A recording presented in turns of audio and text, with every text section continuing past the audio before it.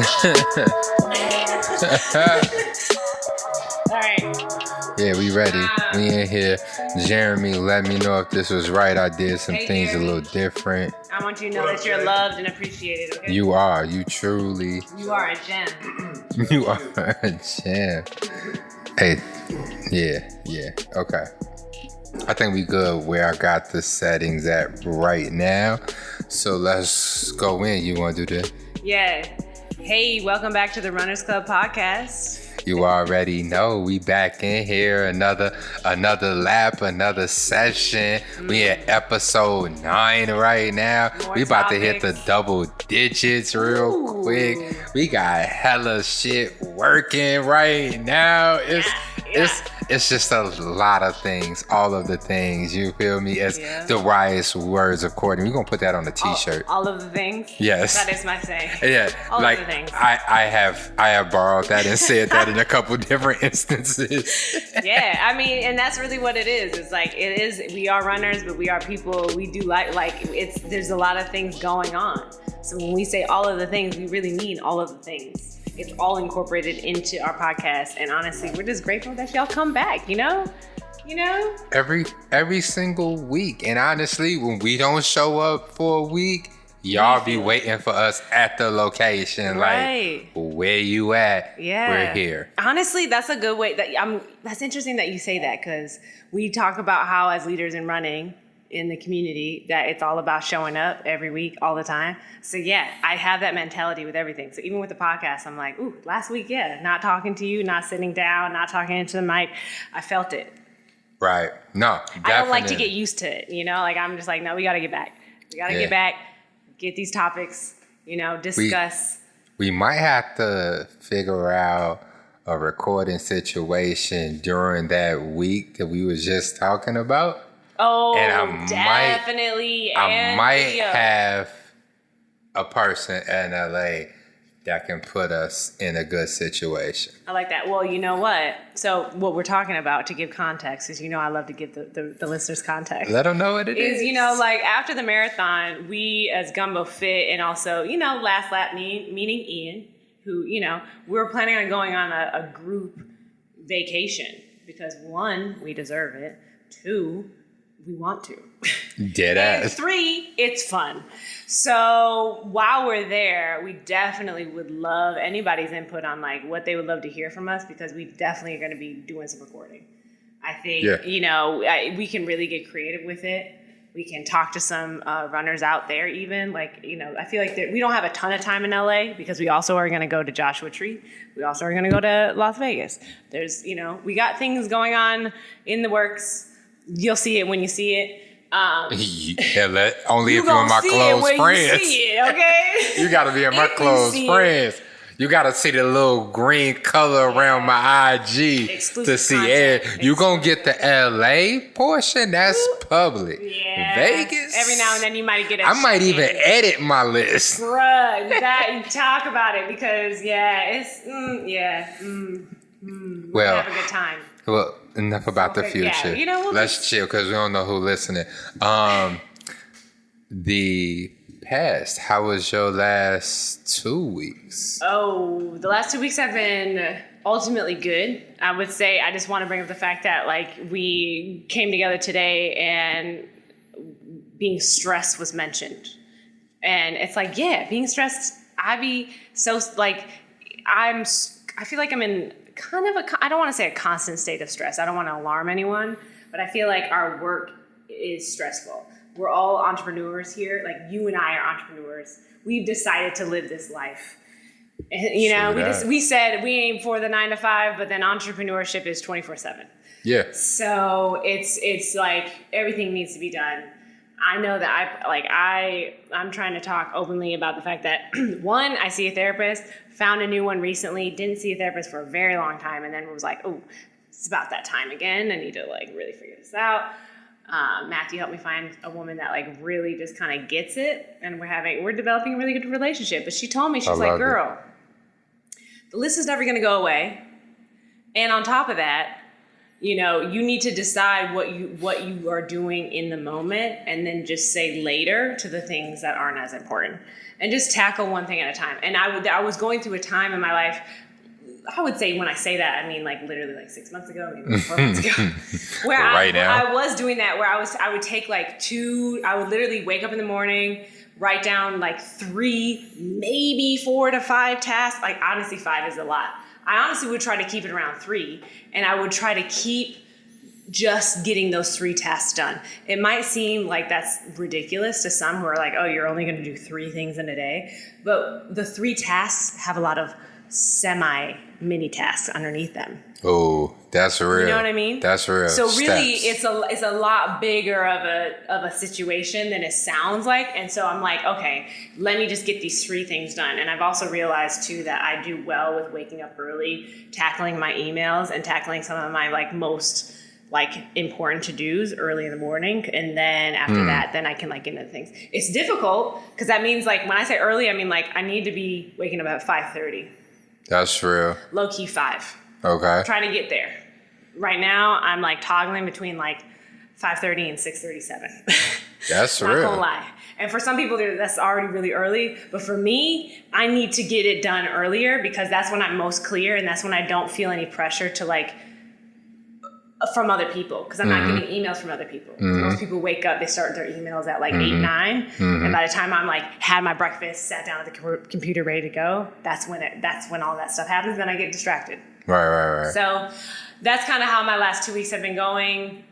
Is just like more just self-awareness, going at my own pace, taking all that I've learned from running, and then continuously applying it to my personal life. But a lot of great things are happening too that I can't necessarily talk about. I know, Ian, you were going through, like, you were in a phase as well of like when a lot of great things are happening, but you can't really talk about it yet. Yeah. That's where I'm at right now. Shouts out to legal, because I can't still talk about it. Facts. But it is what it is. Yeah. You know, when you out here, you dealing with contracts, you dealing with agreements, you dealing with organizations and companies. Okay. You gotta wait because they take their time. They do. You know what I'm saying? They lawyers, they be lawyering. Yeah. And it be like mad slow. So mad slow on their time. And then when they're ready, they be like, why didn't you do this yesterday? Right. And it's like, gee, I've been waiting weeks on you, but it's cool. Like, I respect the game. All right. Right. 2000%. It's okay. So yeah, I feel like that's where I'm at. I also I had an epiphany today on something that, again, I can't really talk about, but like, I'm just like, oh shit. I love having moments where things lock in so well that I get goosebumps. We might name this episode Censored. Censored! If you don't know, you ain't gonna know for a while. But if you do know, you do know. But yeah, that's kind of like that. I think that's the theme of my last 2 weeks. Also, shin splints. I was supposed to honestly get them checked up today. I missed my appointment because your girl I had so many things booked in my calendar today that I completely missed my appointment. Yeah. You're booked and busy.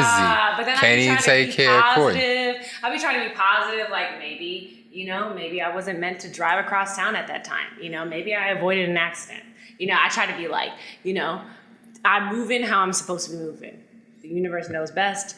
I'm just going to continue to flow with it and not resist it. So I'm getting my shin splints checked out next week. By the time you listen to this recording, I probably would have been checked up. So there we go. I'm just flowing with it, going with it. I love it. It's funny. So my last 2 weeks have been full of transitions and changes and stuff like that. New apartment.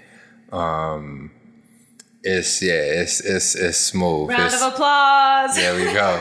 Yeah, it's so great. It's super cool. It's some pros and cons to it, and hopefully after I'm outside of the situation, I could speak to more of the situation. But that's a big one. But I completely understand what you mean about working in a stressful environment, because I think both of us triple business up, You know, like, why are we trying to build 3 businesses at one time?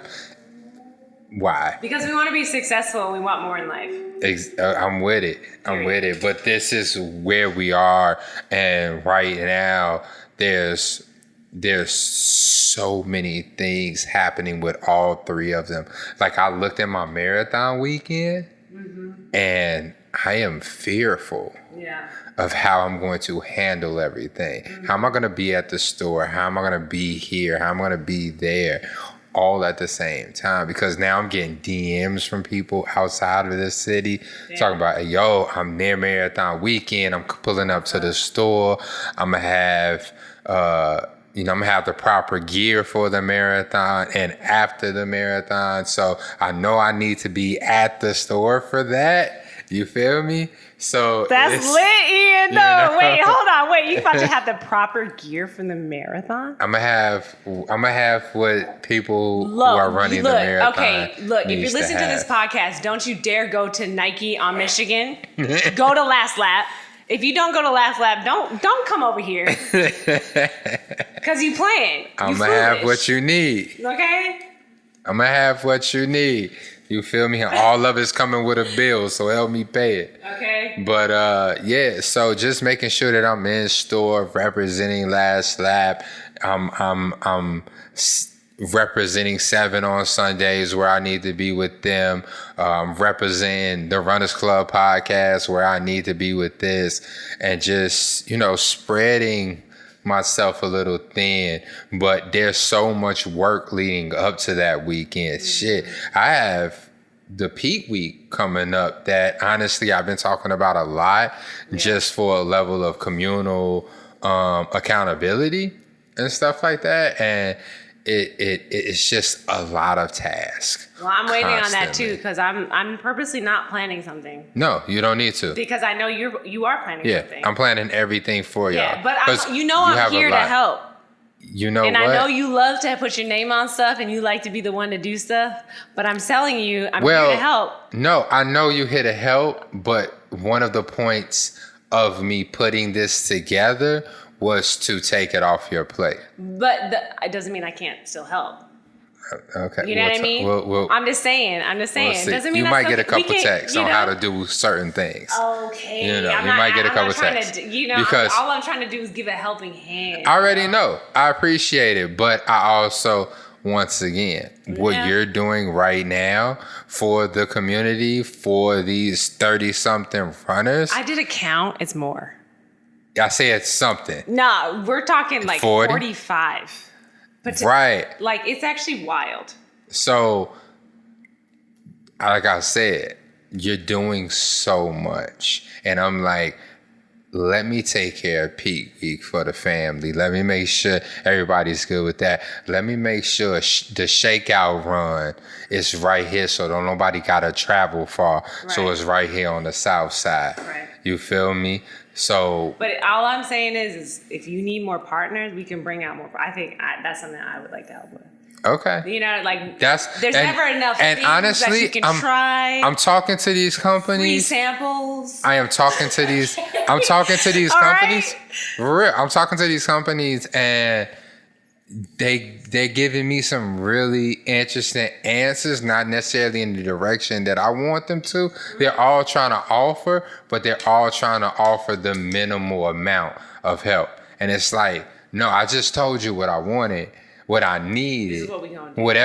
Whatever different you're offering needs to be on top of what I just asked you. Facts. So that's where I am running into some headwind. Yeah. You feel me? Okay. But that's definitely a conversation, because once again, I don't know who's listening, but we love you.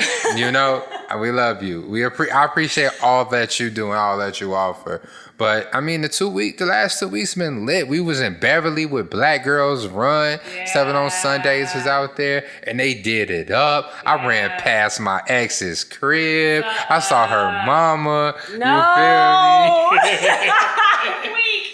You feel me? I was being mad toxic on mile 6. You feel me?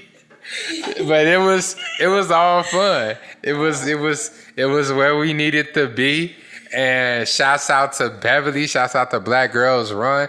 They had waters and cherries because one of the ladies lived along the route. Okay. So she just pulled up. She had water and cherries on the last mile. We had a couple hills. They got beautiful mansions out there. We ran through some of the hundreds, not the wild part, but some of the hundreds. The low Because hundreds? in Beverly, that ain't the wild hundreds. That's the nice, neat, and big ass house hundreds. No, and just as a little quick fact, which I believe I learned from either Mike or no, not Mike. It was probably someone who.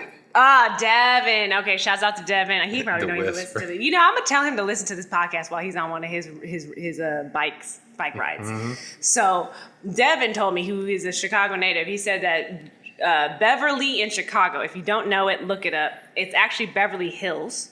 And it's Did Devin tell you that, or did I tell you that? My nigga, I done told I a few don't people know, that. but my point is for the listeners, they should know that Beverly Hills in LA was named after Beverly Hills in Chicago. Yeah. So if you don't know, now you know. Do your research. Yeah. And understand that we here in Chicago This is had what the Hollywood first started. Beverly Hills. So when people say Beverly, they're not playing games, okay? The energy. We're talking about the hundreds. Yeah. Even Shorty's crib that I was just talking about, like of course she was white, but a famous actress during the 30s and 40s lived in that house. That's where they lived at. And it's a beautiful place to run through. I mean, the mansions and the homes are all amazing. If you want some good hill workouts, There you ain't go. no hill. When they say Chicago ain't got no hills, that's because niggas don't be going south. It's They don't know the hella Beverly Hills. You feel me? Okay. It's legit. It's legit. But the Black Girls Run Beverly, they were amazing. Yeah. They were older Black women, and they held us down. We had a bike lead. She was amazing. We met at Ridge Park, which is the local park district. It was really nice. I want to say we had like 35 runners come out. Nice.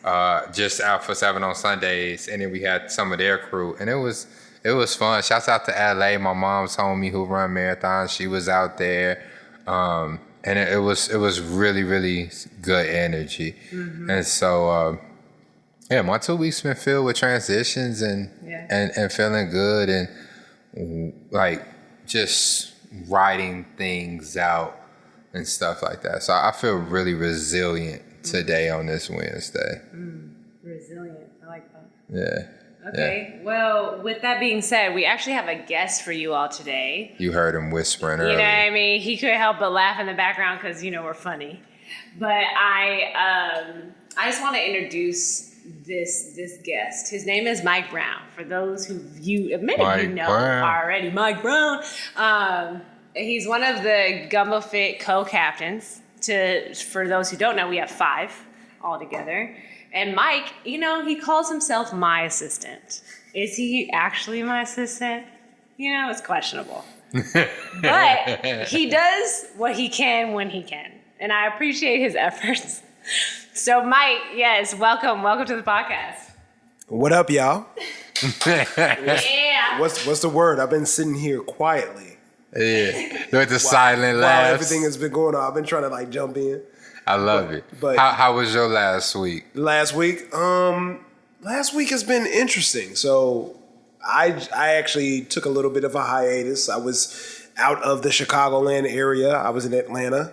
I had to do some house sitting, taking care of 6 cats. That was interesting. That's pretty much my last week or whatever. But it was nice to kind of get away, kind of step away from the normal rotation of things or whatever. But I'm glad to be back. I'm definitely glad to be back because Atlanta, it's not really convenient as far as running, and it's as we'll get into.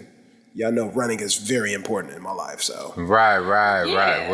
What is it like running in Atlanta? I mean, it's good. Because I can imagine, I know it's, now that is hella hills. I understand why they thick hills down there. They blame it on the greens and cornbread, but no, it's the amount of hills Seriously. that you have to walk up. You should have thighs. Seriously. No, 100%. Whoever is training in Atlanta should be running They should be on the Olympic team. They should, 100%. I agree with you.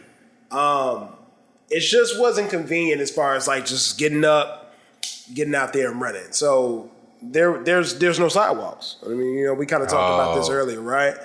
So you're running in the streets, hills. People are driving all types of crazy in the streets. So it just wasn't convenient. It just made me appreciate Chicago, right?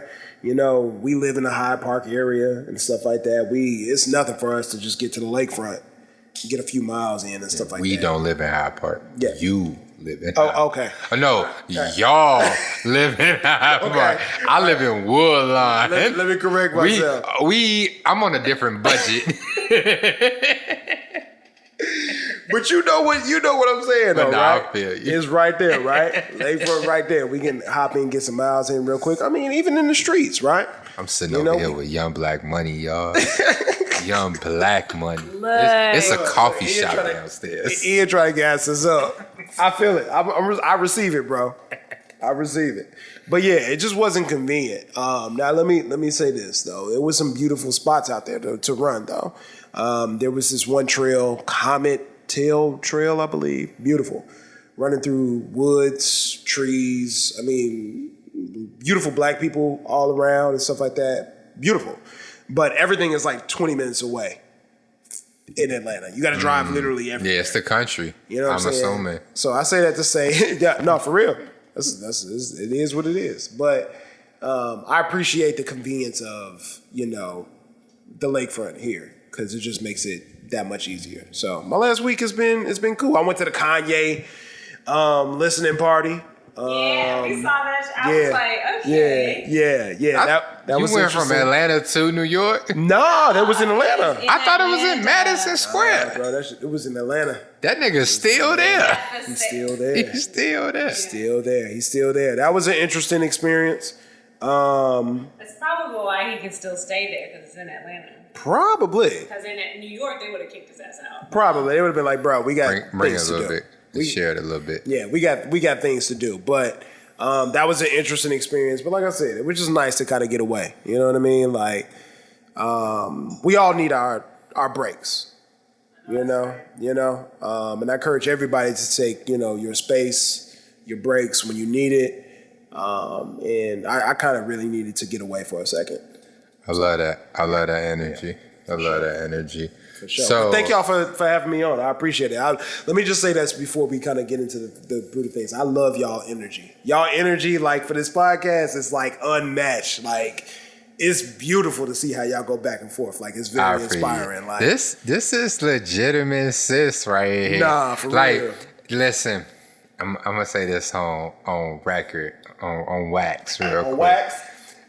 That's what the rappers say. My store opening, she gave like a speech that touched my entire heart. Because I was like, Courtney, we've been running together. She was mad cool. Like somebody else, like, yeah, I can hang out with her guy. Like they cool people. But then she said a bunch of shit that she's like I legitimately feel like you my brother. She didn't say bro. She said brother. And I was like... And that hit different. I was like, oh my God. It's like, oh my God. Thank you. For real. I meant every word. I don't remember what I said, but I meant every single word. I only remember the sentiment and the fact that you called me your brother. Yeah. Everything else I don't remember. Yeah. But like that right there. And so to have this opportunity to one day out of the week have this opportunity to interact. And honestly, it's not even one day a week because now we're texting, we're learning a lot of each other's quirks and stuff like that. Sure. It's like a whole new relationship and friendship being built. It's wild. That's my best friend, but he don't be playing with me like that. It's okay. Yeah. I know I'm not.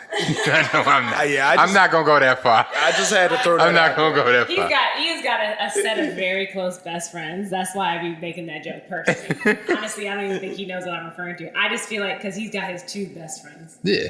But I'm his best friend. I literally just had to throw that out there. You don't want no smoke with Mike and Q. You don't. But I had to throw that out there because I'm sure that people can hear that within the podcast or whatever. But I just wanted to kind of say, like, I'm experiencing this in the moment, and like this is beautiful. So I appreciate you guys letting me be a guest, on an episode or whatever. Yeah, I just want y'all to know I got headphones in while I'm recording this podcast. And if there's any eligible women out there, Mike's telephone voice is amazing. I know you've heard it so far, but it's when we were doing the test and that nigga dropped his voice to get on the mic, I was like, Mike, chill. Chill, it's too late for that. Hey, thanks, bro. I appreciate it. Look, he did it again. I appreciate it. You know what I'm saying? I feel like, the telephone voice is kind of, it's went out of style. Everybody wants to text and stuff like that, but what's your telephone voice? You know what I'm saying? Have you used voice notes? Voice notes. Yeah. Voice notes. Yeah, I'll be sending voice notes to my baby mama. I'll be letting her know. Exactly. If you want to really get real. I'll be like, yo, what time you need me to pick up on? If you want to really get real, hop on FaceTime. You know what I'm saying? No, I can't do my telephone voice on FaceTime. Okay, that's a good point. I can't. Okay. I can't. You can't look at me. I'm going to talk regular and really fast. It's annoying. I can't do it. I just need y'all to know that Ian and Mike are both single. So, I need eligible bachelorettes. Yeah. Hopefully for not too long. I'm trying to. I tell both of y'all. I'm trying to find a wife. I'm getting older. I'm trying to settle down. I keep telling him to put it in his Hinge bio. Look, I got it. I got it written down. You gotta tell people what you. I got it written down. If you're looking for love, look for Mike. Do not look for me. I have 3 businesses.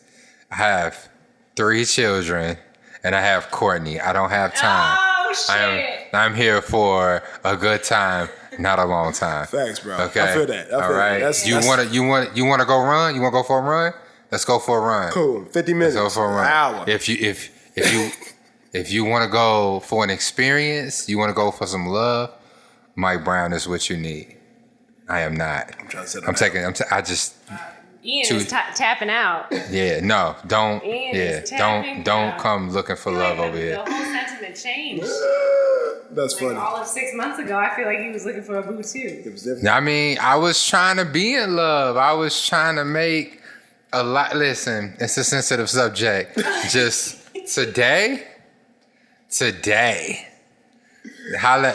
We'll revisit this in our next recap next week. It might have changed, but today, no. I'm sorry, baby. I got good jokes. Wow. I can make you laugh. And with that, let us get into the interview. So, Mike, I just feel like a good place to start is first understanding where your running journey started, and then if you could get into how you found Gumbo Media, how you met me, how you met Ian. I feel like that would really bring it full circle, and then we can kind of get into some other topics. What do you think, Ian?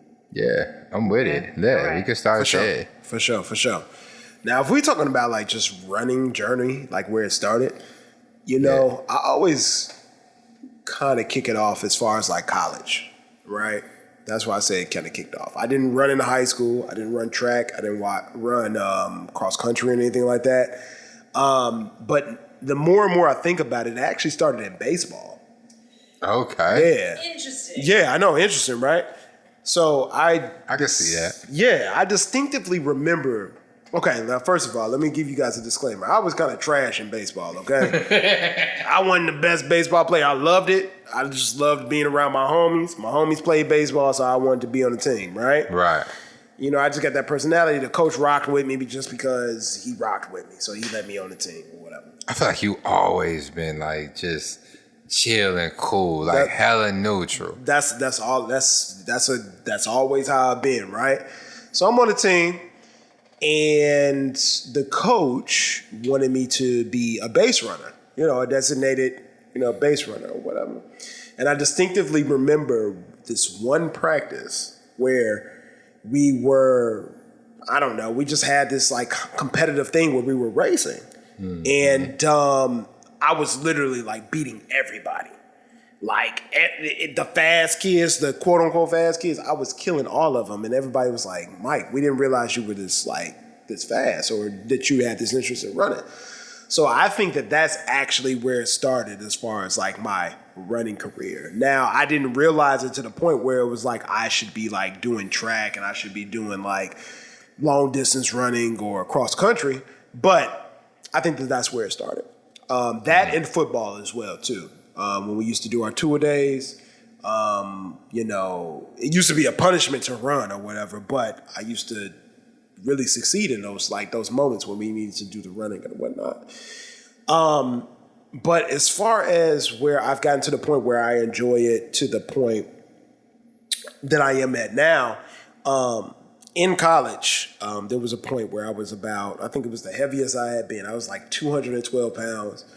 Went to the doctor just for a checkup, and they were just like, yeah, we may possibly have to put you on some type of medication as far as like high blood pressure and stuff like that. Whoa. And I was like, we black. It runs in our family, hypertension, all types of stuff or whatever. But it hit me, and I was like, I don't want to take medication. I don't want to do that. I don't want to be on some type of regimen where I have to do this in order for me to survive out here. So I was like, I'm going to make a lifestyle change. So in college, are we talking about like 19, 20? And they talking about like blood pressure medication? They were talking about blood pressure. That's real. You know what I'm saying? Hypertension. So at that point, Fun fact? Yeah. I'm sorry. Yeah, Fun fact.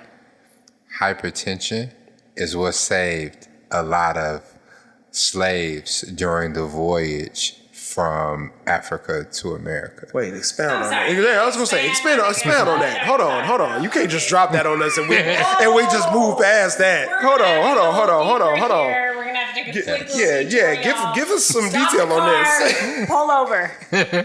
Explain. Yeah, we need that. So some people's ability to retain more water and sodium is what allowed him to survive those long trips of heat,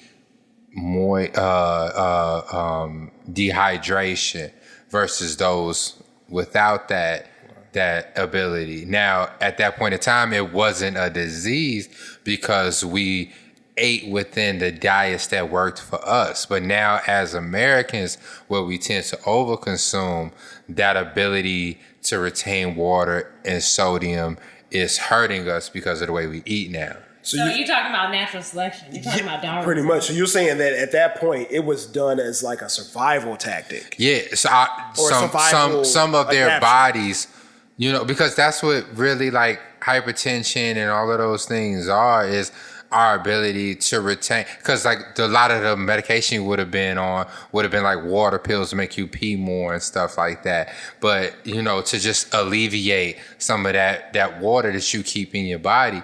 But think about it, if you have that in your genes, in your trait, if you were in a situation where you were risking dehydration versus somebody without that trait, you would retain more of the water that you've drank than they would. You would lose that water slower than the other person would.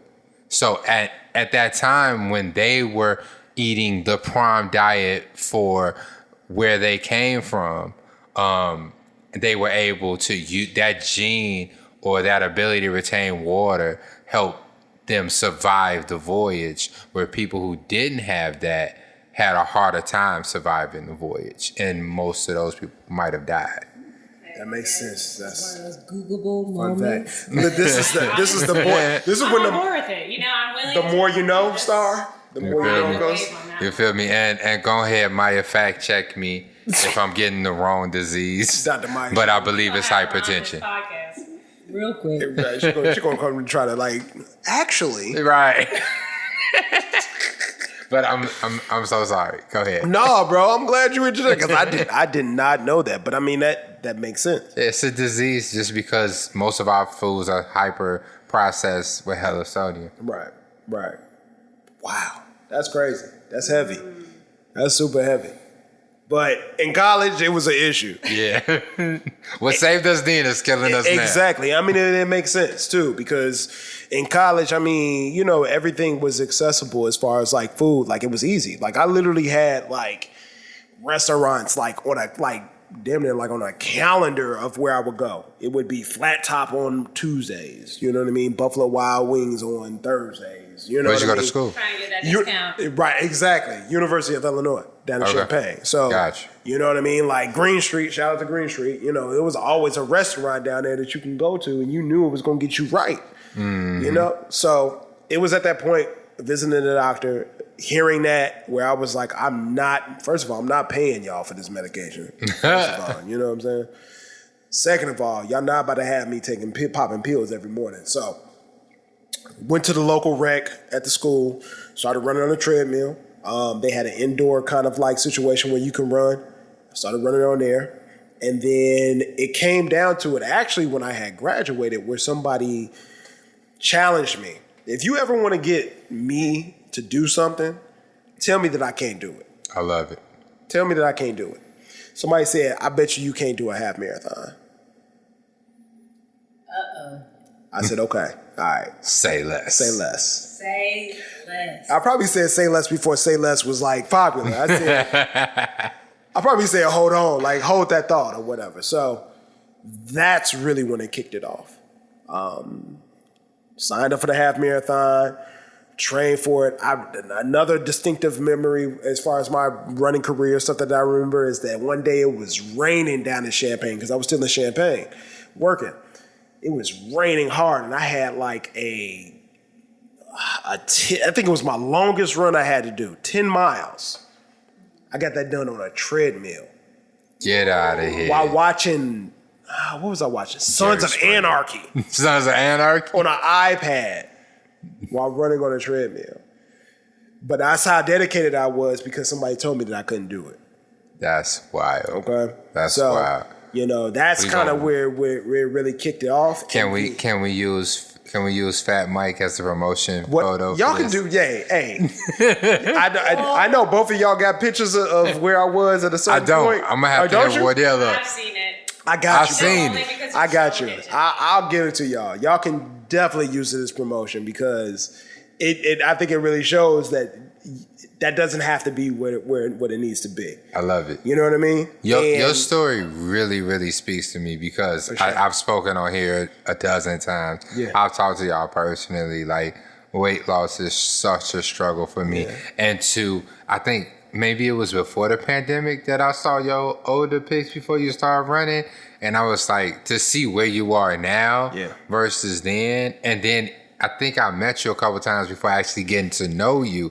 So Tim, this is the only Mike I've seen, right, and stuff. And I'm like, for him to go there, to go here, it gives me like so much hope for myself. For sure, bro. Yeah, and here's the crazy thing about it, though, right? It started off as that was the goal, right? Mm-hmm. It started off as I'm using this as an end to make a lifestyle change, or an appearance change or whatever.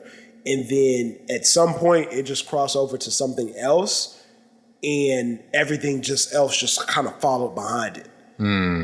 Right? Where it's like, people to this day, like still kind of mention something like that. Like, I can't like believe that you look the way you look now. And I'm like, oh, well, I kind of forgot all about that because the purpose of me running now is it's a completely different type of goal now. Yeah. You know? And we'll get more into like what that goal is. Yeah. But you know what I mean? Like it's crazy that's why I always appreciate, you know, what I found in running and stuff like that, because like it's benefited me in so many ways, probably more than I've probably admitted or recognized. And continues to. But it's like it's crazy. It's crazy to kind of think about it or kind of ponder on. I love that. I love that. Well, I was just gonna say, like, from what you've said so far, I met you when I met you in 2019. Mm-hmm. We both met you in 2019. No, I knew Ian well. Beforehand? I knew Ian beforehand because of Bucktown, because of Nike Run Club Bucktown or whatever, right? So, for those who don't know, I ran with NRC, the Nike Run Club, out of the Michigan Avenue location. And then we had the Bucktown location where Ian worked as well. So I knew Ian because of that, you know? So I knew Ian before I knew you, Court. And then shout out to Kelsey. Kelsey actually introduced me to Courtney and Matt. Shout out to Matt at one of the pop-up races. Dope. One of the pop-up races. And this was at a time where I had just moved to Hyde Park. Just moved to Hyde Park, running on the front of my mind. I'm thinking, I'm like, okay, I got to find like a crew to run with, or I got to start something myself. Oh, that's legit. You know what I mean? Like, it was like one of those things. And then, you know, call it, you know, the universe, call it God or whatever. Kelsey put me in tune. She said, hey, you need to meet this, you in Hyde Park now. I need you to meet this group. They started doing some things or whatever. And she introduced me to Courtney. Had a great conversation with you about what you guys were doing. And I mean, look at where we're at now. Like, you know what I mean? Well, I met you and Wardell at the same time, and I remember I had just came back from my trip in New Orleans, and I was telling y'all about how y'all needed to go down to Essence Fest to find you a girlfriend. I remember that, and I didn't realize Wardell was already married. Oh yeah, nah. Yeah, Wardell's taken. Yeah, Wardell's taken, but I was like, y'all need to go. Like the women there, this is so beautiful. So I need to go to Essence Fest. I was like, I was. Let's go, Mike. You trying to go to Essence Fest, bro? Let's go to Essence Fest, and bro. I literally was on some like, I don't understand why more men don't go there. That's where all of the women go. I don't feel invited. Nah, bro, you're invited. I know exactly what you mean. I don't feel invited. I know what you mean. It's New Orleans. It's the French Quarter. No, it's not the New Orleans part. It's the Essence Fest part. Yeah, we know who it's for. Yeah, we know who it's for. I think you're misunderstanding because when I was there, seeing all the women there, a lot of them were like, we right here. We're here. We in Chicago. "Oh, too intimidated to come down." Like, we'll be there. Yeah, apparently we need to. We'll change our mindset. We're there. Trying to tell y'all. Let's do a 5K down 20. there. What is it? 2021. What is it now? 2021. 2022. Yeah. My body will be together then. That's tough. Okay. I'll be looking like Mike. Hey, bro. Look, we still trying to make progress. We still trying to get it. But that's it's.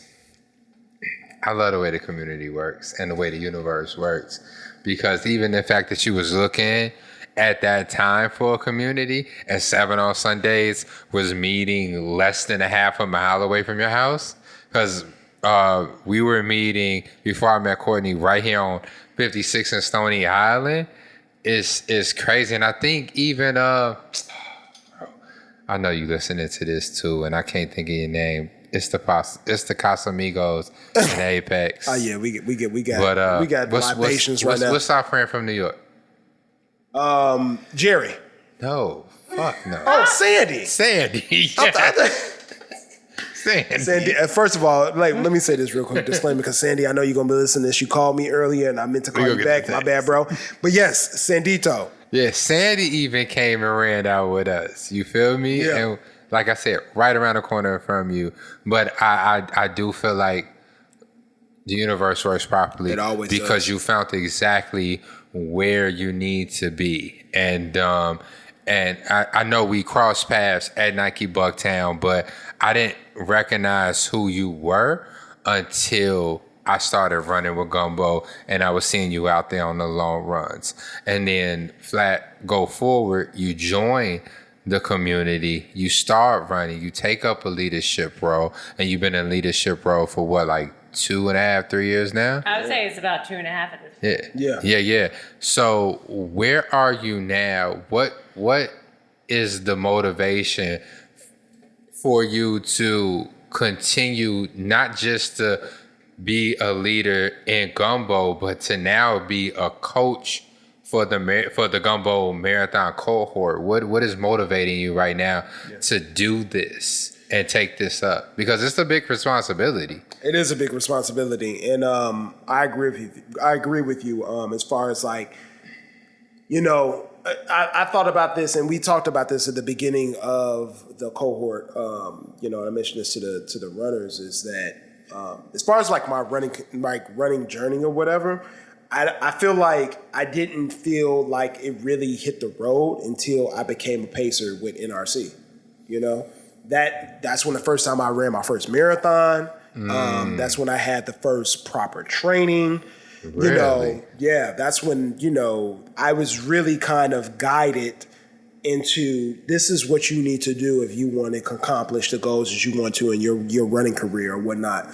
So I say all of that to say is that I wanted to go ahead and extend that same thing that I learned from that community and that experience to the runners that we have in the cohort as well. Right. Mm-hmm. One of the things that I said is that like majority of the time when somebody has a marathon on their bucket list, they just want to get it done or whatnot or whatever. Right.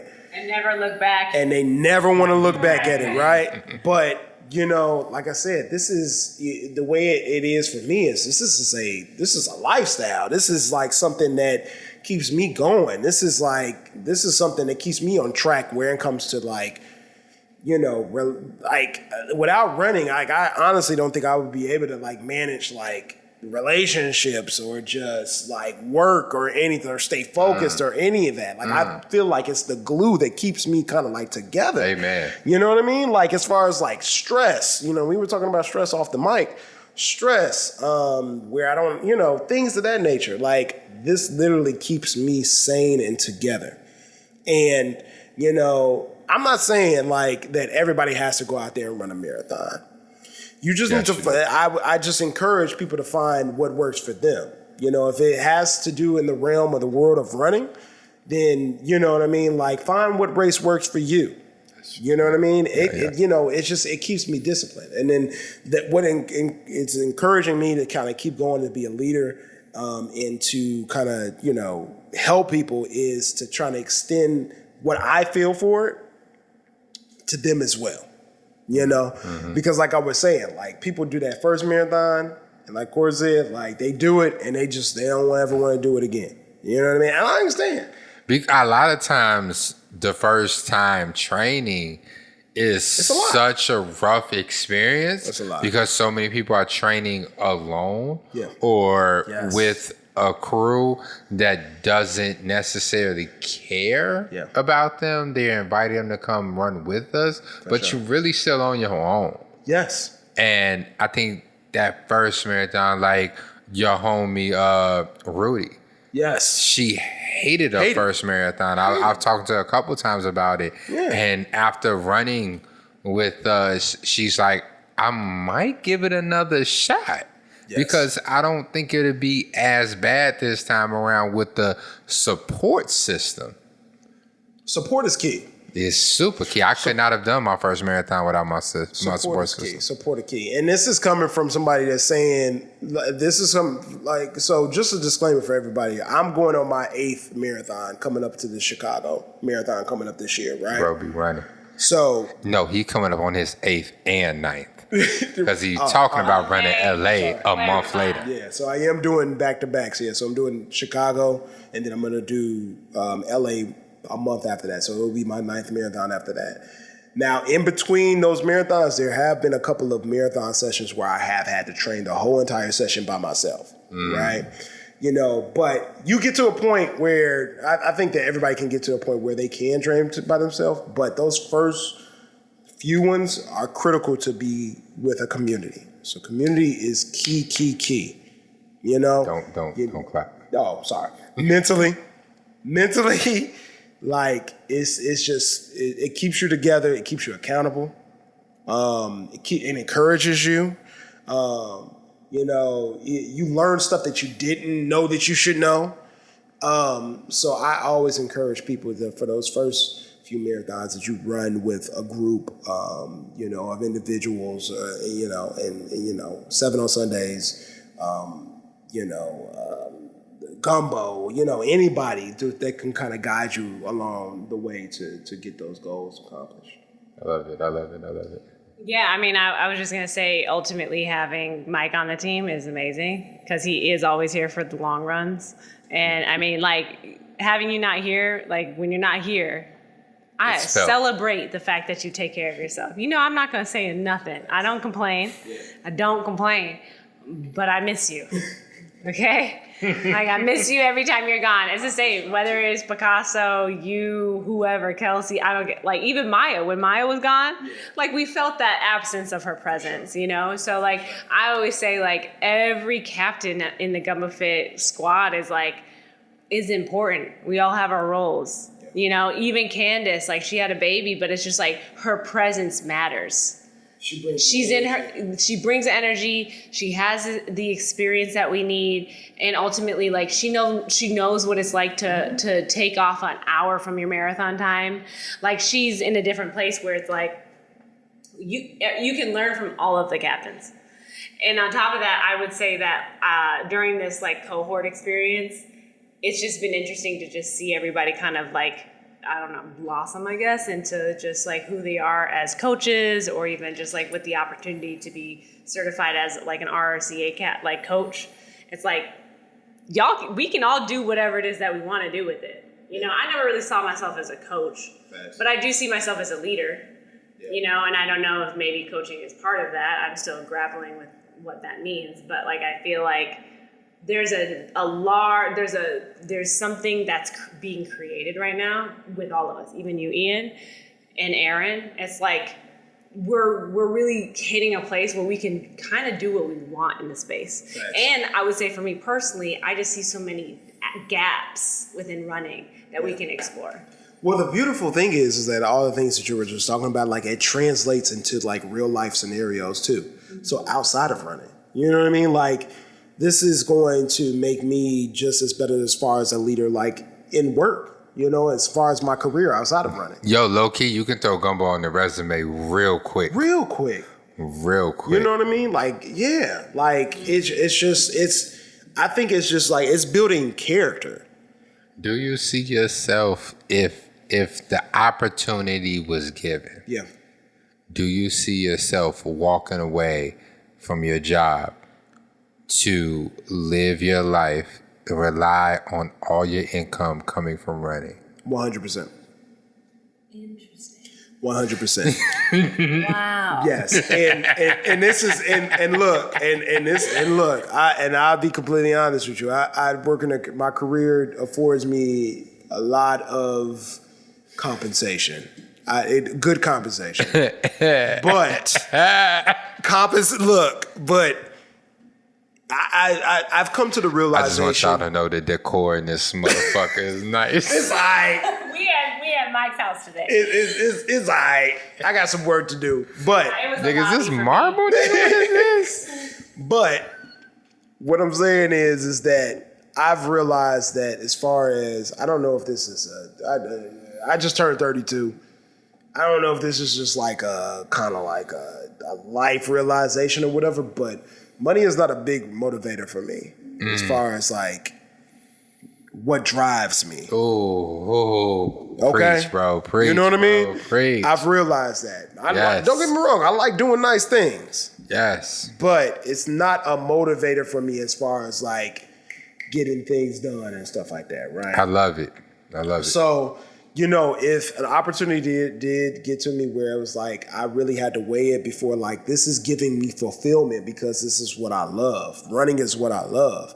I picked it up and it's changed my life multiple times. You know what I mean? Like, so yeah, I would definitely walk away if it was the right opportunity for sure. Yeah. That's real. Yeah. Oh man, Yeah, for sure.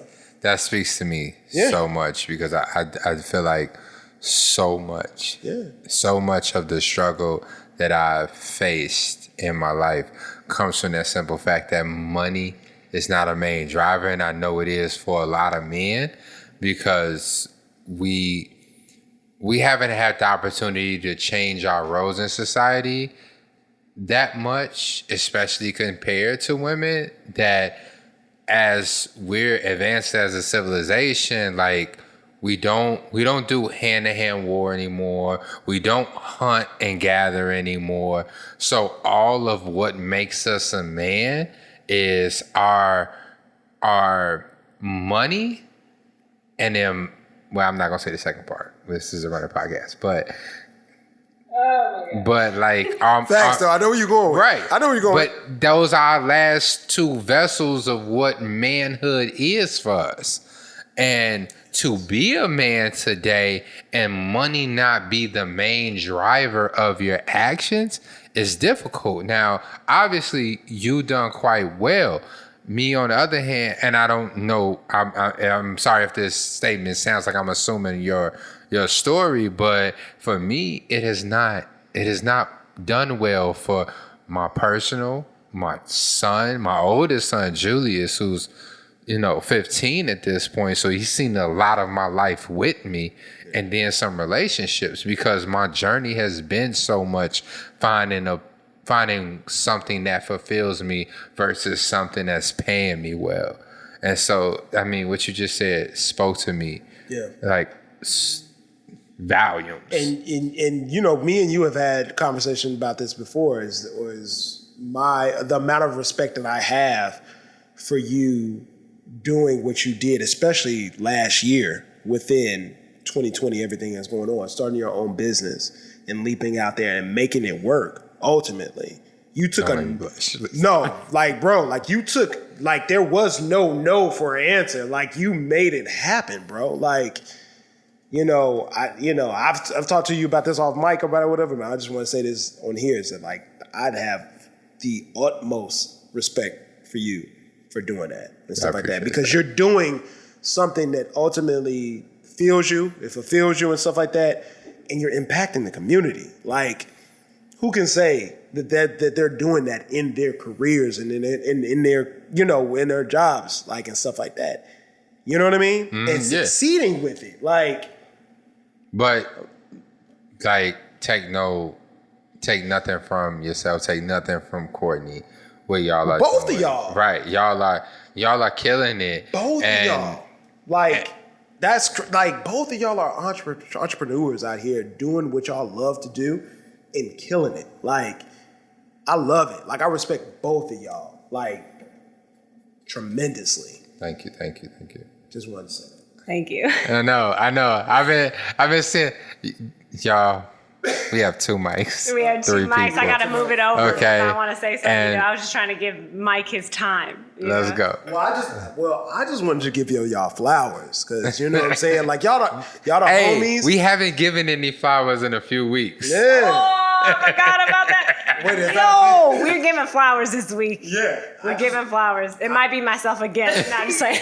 I just had to give y'all flowers because y'all the homies, and I think that's just kind of like, sometimes we just always in emotions and stuff like that, but sometimes you just have to sit back and stop and say, like, no, like, I appreciate y'all, because we just go through the motions sometimes, and we may not express it like all the time or whatever, but no, like, y'all are inspirational.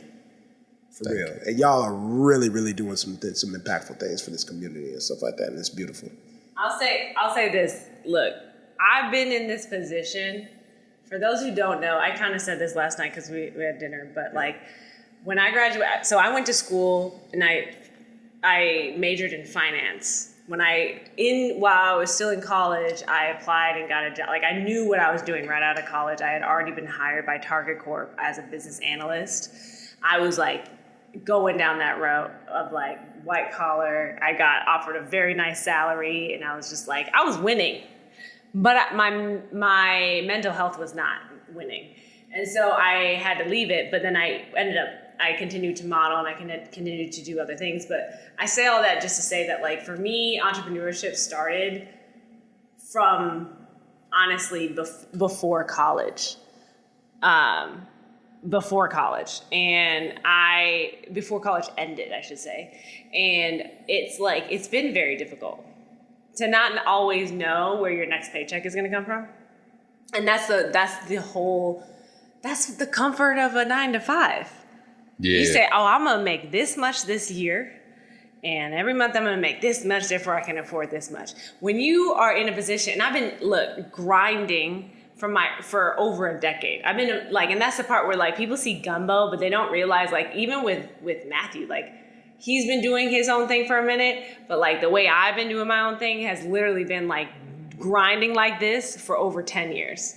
Wow. So, like, that's been my entire life. And so I know even now it's just like, I'm so used to it that it doesn't even really faze me, you know, like, and so I can usually ride the moments where I'm just like, well, I'm not really getting paid right now, but I know I'm going to get paid.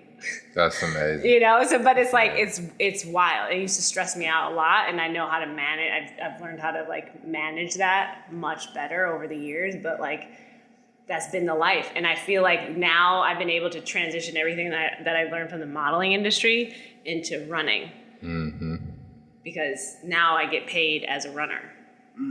Ooh-wee. So it's different. And so that it's really weird. It's very strange, honestly. It really like is. Literally just apply. It's like copy and paste almost. Yeah. Is it? Wait, okay. About modeling to running.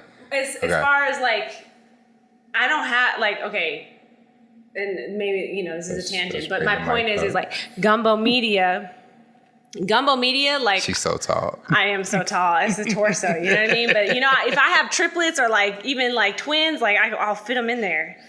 They'll be able to sit. They'll be comfortable. Matthew, I'm trying to sit. Look, listen. what I'm trying to look for our listeners. What I'm trying careful. to do is get the mic up to my mouth, but at the same time, I had continuously Ian's over here like lift the mic. I'm like, nigga, okay. Jeez. Okay. Back to my story. So what I'm trying to say is like, with Gumbo Media, you know, it is much like that too, where we have clients, we get paid to do all sorts of things, whether it's just like simply like strategy to copywriting to brand development, website development. It's like, it's an amalgam of things. And so it's like, that's on a large level. So we're allowed, so we're working with creatives who have lived the same lifestyle that I've been living for, again, over 10 years. Right. So it's like, we know the lifestyle. That's why right now we're literally like, I think within the next 4 weeks, like I mentioned a couple episodes ago, like we're actually going to be offering healthcare to the ones that like work with us the most. You have to hit like a certain hours. Yeah. Yeah, I'm with it. But the point is it's important because like that's what we need. Right. We know what it's like to be out here. But then it's like, but Gumbo Fit, like I think for me, what I'm becoming to realize, like I'm getting to the place where I'm realizing is that like people just be like, oh, Courtney does Gumbo Fit. And like, what else does she do? Like, what does she do for work? Like, I feel like I've been getting that question a lot lately. And I'm like, okay, yeah, so Gumbo Media is like the company that I co-founded. And it's like, there's that. And then, and then I'm positioning myself. And because of my experience as an independent contractor, as someone who knows the lifestyle of not having a 9-to-5, nigga, I'm creative. I know how to get money. Yeah. So like, I've been doing this. I've been grinding. I know how to do this. I know how to do this. And you have to make sure that you're in a place where it's like, once you're on your own like this out here, you need to understand that everything that you're doing is work and that you need to get paid for it. And it's about knowing your worth. That took me a long time to figure out, and I'm still figuring it out. I'm still raising my prices on the regular, but that's part of it. You know what I mean? Every now and then you have to realize the stock went up and then you have to adjust. Right? Exactly. So like, and that's where I'm at, where I'm like, oh, okay. Once you start seeing how it's like, it's how do you see it? How do people see it? Okay, what are we doing here? Also, what are my goals? Where am I trying to go? Like, and where are the opportunities for growth and opportunities to get paid? That's what, like for me, like that's me in my entrepreneurial bag. Where is the money? I'm gonna follow it, but also do it. I'm first gonna identify what my passion is. And then within that passion, where's the bag? I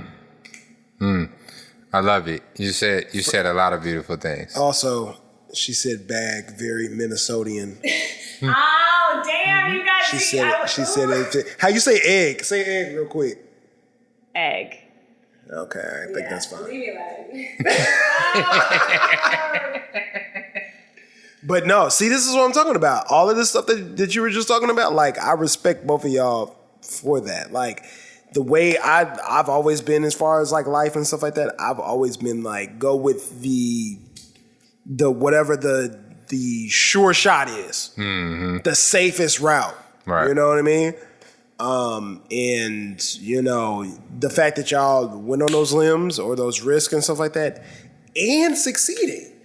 That's the thing. It's more like didn't quit.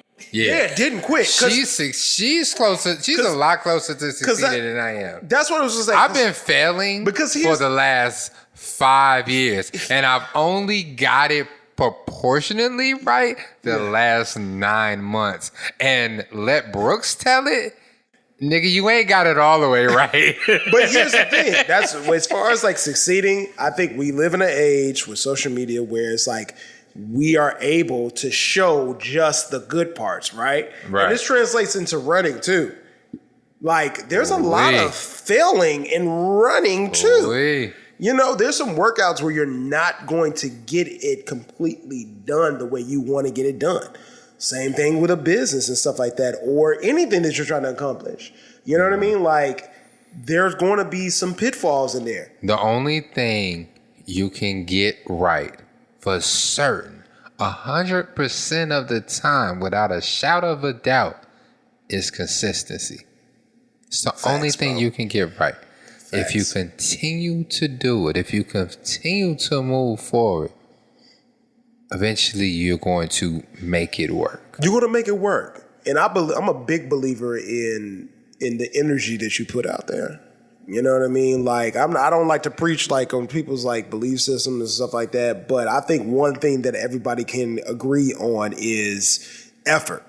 You're going to get whatever you put out there, you're going to get it back tenfold. You put that energy out there, it's going to come back. You know what I mean? You put negative energy out there, it's going to come back negative. So don't put no negative energy out there. You put positive energy out there, and you're going to get positive energy that back. shit is backed up by science. 100%, like, bro. Energy cannot be destroyed. It can only be transferred. 100%. You feel me? It's literally, you learn it in school. You and learn it's a real thing. Yes. I love it. 2,000%. Yeah. 2,000%. But speaking to consistency. Yeah. You run so fucking much. I do. And I'm sorry. This is probably, if you have children, I mark every episode as explicit. But this is the first explicit episode. I've been cursing so much. I'm going to ask you. I've had Apex. Curse. You can't curse. Okay. 2 shots of Casamigos. Yeah, we got Casamigos. So I'm sorry. We got Apex I'm Predator sorry. on deck. There's a lot of We got a lot of words. concoctions over here. We got Courtney got mountain water. You feel me? You know, it's probably she gave us grapefruit and jalapeno hard kombucha. You know what I'm saying? The mountain water probably got healing properties to it. You feel me? And it's in a glass. It's in a glass green bottle. Plastic, okay? I'm working on that myself, but you know. None of that phytoestrogen. Yeah, we gotta, you know, box water and glass. You feel me? But consistency. You but no, you run so much. Yeah. And you've run so much for so long. Yeah. And I've never heard you talk about an injury. How are you able to keep the level of mileage per week for so long without injury? It's the padding on your feet. Look, has anyone ever seen Mike's feet? Bro. I've never seen his feet. He refuses to get a pedicure to get rid of the padding he has on his feet. Talk about it. She ain't lying. Calluses save your life. The calluses on your feet will save your life as far as running. You need your calluses on your feet. But to answer your question, bro, I really wish that I had like something that I could like extend to people and be like, this is what you need to do to make sure that you don't get injured. But I would say that some of the things that I do is that, one, listening to your body, right? You know, I think a lot of people when they get into these situations where they do succumb to injuries and stuff like that, is they don't simply listen to their body. They think that they can go ahead and push past things. Right. But the thing is that if your body is telling you something, if something is hurting, you know, your body's trying to tell you something. Yeah. So that means that you may need to chill for a minute. You may either need to take a day off, or you may need to slow down. And I never shied away from that, right? So like, let's just say like if it's a workout that I know I need to get done and I need to hit certain paces, I need to hit certain mileage or something like that. I'm not prideful enough to be like, okay, I was supposed to do this at a 6-minute pace. I'm gonna do it at a 7-minute pace today, just because my knee is feeling a certain way. So that's one thing I would say for sure. And that's probably the biggest thing. That's the biggest thing. Listening to your body. That's the biggest thing. Second thing is gear. I keep a good track on my shoes as far as how much mileage I put on there.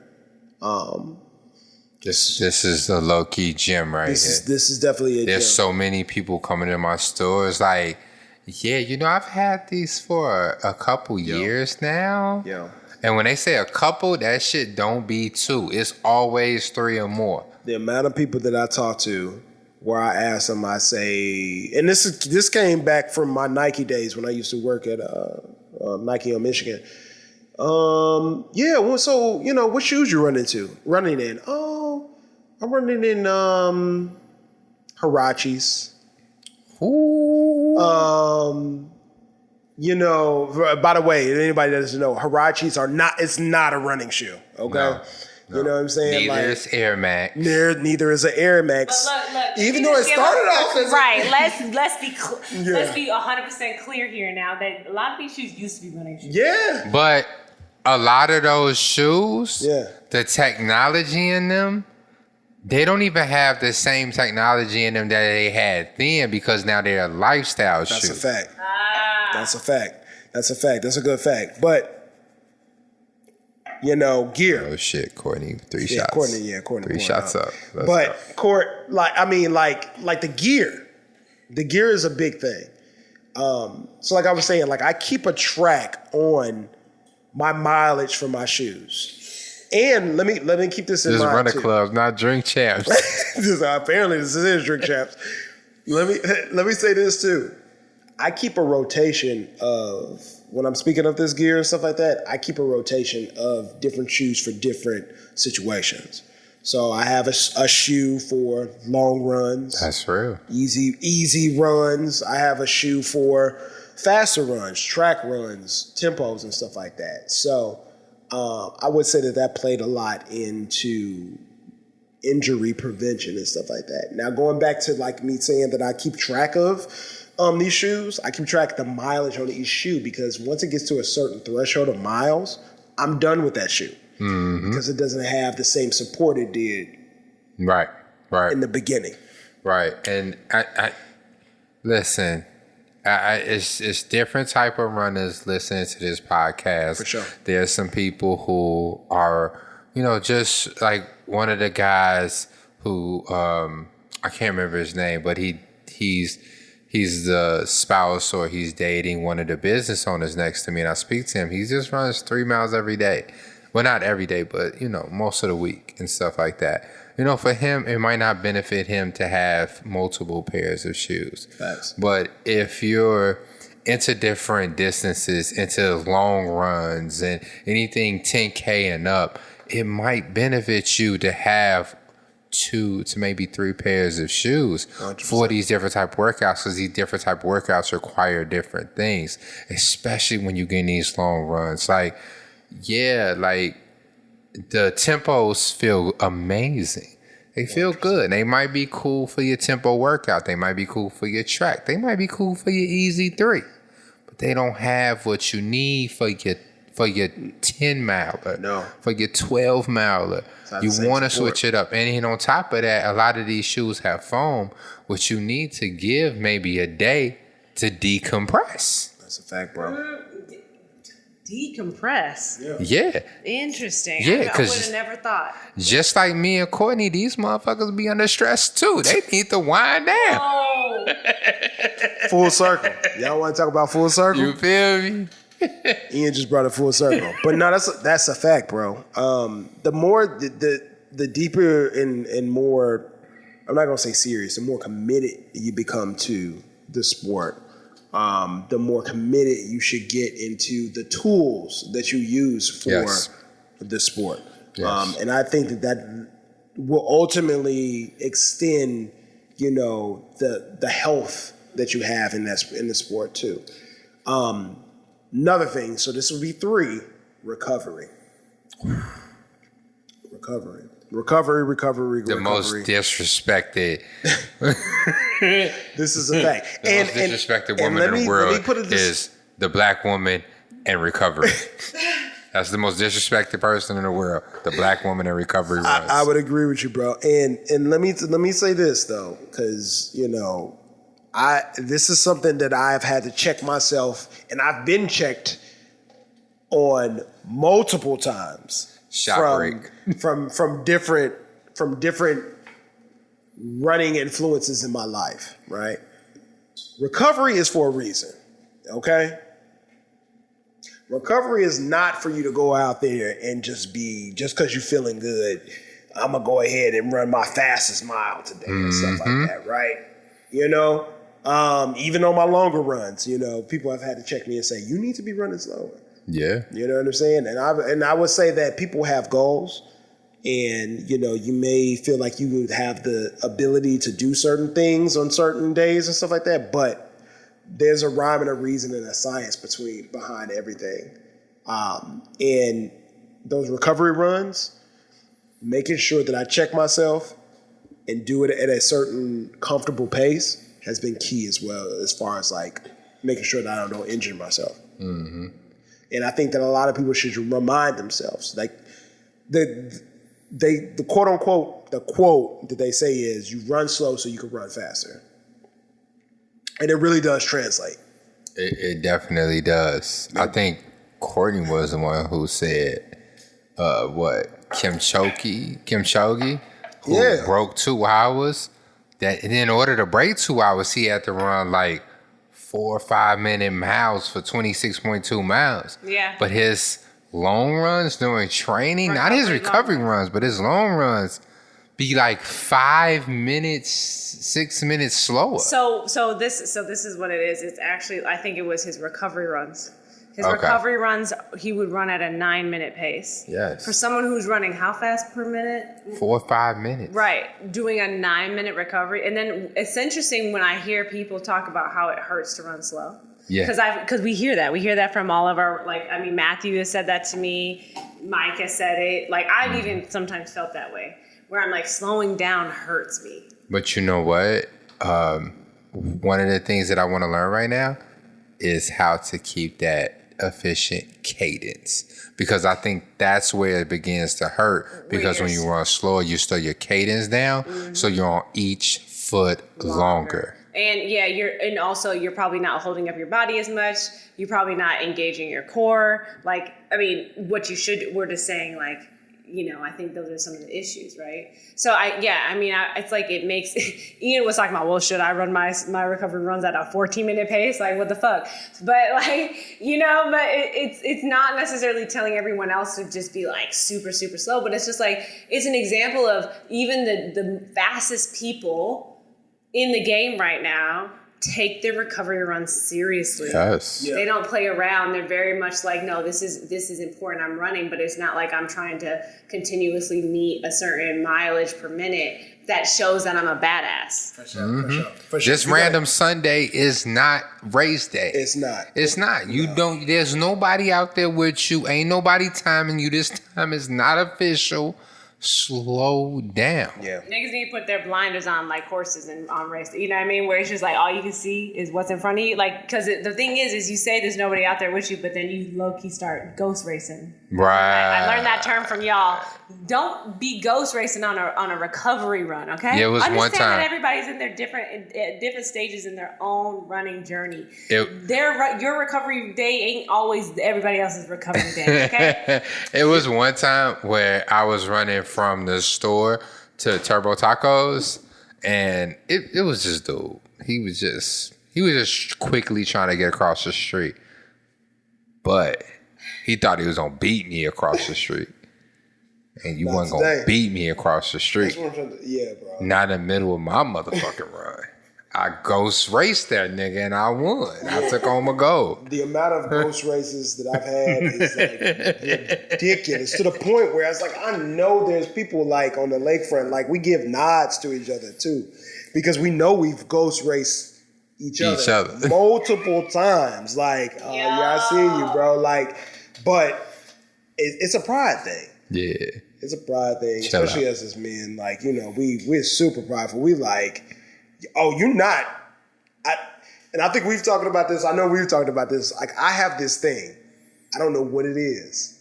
But when it comes to, we could be running in a group. I can't be running behind somebody. Yeah. I have to be in the front.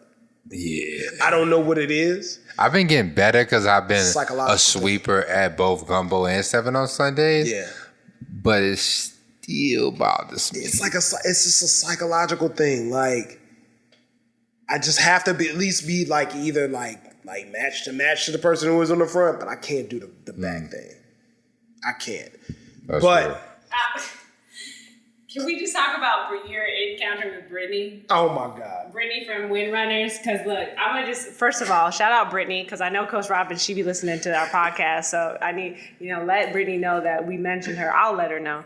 But she came out, she's part of Windrunners. Windrunners is an amazing group led by Edge and Coach Robin from Nike Run Club. I'm telling y'all, we will mention Coach Robin in every episode. Thanks. Yes. I feel like it's just inevitable. That's our crush. Yeah, it's our running crush. But Brittany is she's an animal out there. She be eating up miles like it's nothing, like a snack. Like the Windrunners is and then on top of that, you know what kills me is that she's a teacher. Of what? Okay. 3rd grade, right? She teaches children, she's like sweet, she's got her cute little manicure. She's very, to herself. She don't give it, but let her start running. Okay, so she came out to a Saturday morning run with Gumbo Fit, and I was like, in my mind, I already knew. Like, literally, I was like, I'm running my 4 miles. I already know. I think that was the time that you and I was just like chilling, and like, we got back, and I'm like, okay, Mike's not back. Cool. They're doing their long run. Yeah, I already know what's happening. Brittany's giving him a run for his money, and Mike is not going to let her pass him. Mike abandoned all coaching he's responsibilities. Not going to be able to keep up. He ain't even there. Like, Brittany's on a different level, but he's going to try. Let me tell you something, okay? So, the thing is that, like, the pace that we were running at, it was something that, it's something that it was manageable for me. It was a manageable pace for me, but it was just something that I wasn't prepared to do for that day. Mm-hmm. Right? But she worked my ass. She worked my ass. Like, that day, Hilarious. I could tell that, like, at the end, she was like, she felt bad, but I told her specifically, I said, you think that I'm not going to take this opportunity to keep up with you? Because I know what you do. I know what you do. Right. And this is my opportunity to keep up with you? No, we're going to make this happen. Yeah. I told her a story because she didn't realize this. So, we have the RLT races, the marathon. So, I ran the marathon, she ran the marathon or whatever. And I think ultimately, didn't she win it? I think so. Yeah, I think she didn't win it, she was close. Brittany wins every single RLT race. We don't talk about it because it's low-key insulting. Like, it's not, I celebrate her. She laps folks. Seriously. I celebrate her, but at the same time, she wins every race. She's a beast, okay? Well, you just need to incorporate her into the budget. Here's your prize. I'm going to give 3 other people prizes. Right. Because it does not, respect it's not fair. Her. And I was telling her that I said that it was a point in the race. I don't even remember what mileage it was. Like, I was in my groove, right? I was in my element. I'm chilling. This might have been mile 16, something like that. I'm good. And I just see her. I just hear some people behind me. Shout out to Sergio, my boy Sergio. He was like pacing her or helping her some shit. I don't know.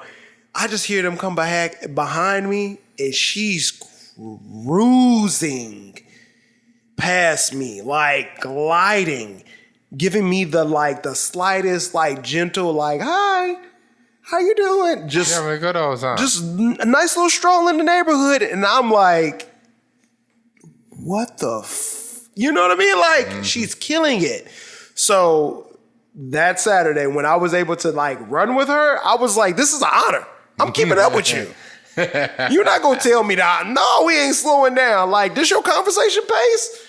Like, what you want to talk about? What we talking about? We good. I'm with y'all. Like, you know, I'm struggling, but you know what I'm saying? Yeah. Like, we Take good. a deep breaths in between every two words. We good. I don't care. Like, I'm with y'all. Like, what's with up? You know what I mean? It was a beautiful moment, and I appreciate it. So, shout out to Brittany.